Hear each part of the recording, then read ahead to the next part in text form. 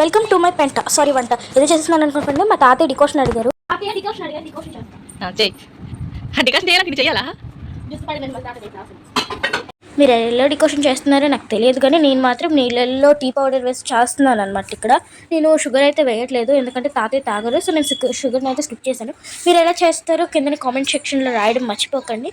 నేను ఇక్కడ కలుపుతున్నాను అనమాట. మా మమ్మీ సైడ్ నుంచి అంటున్నారు ఎక్కువగా హీట్ చేయకు, తగ్గిపోద్ది డికోషన్ అని. అయినా సరే నేను వినకుండా ఎక్కువగా హీట్ చేస్తున్నాను అనమాట డికోషన్ని.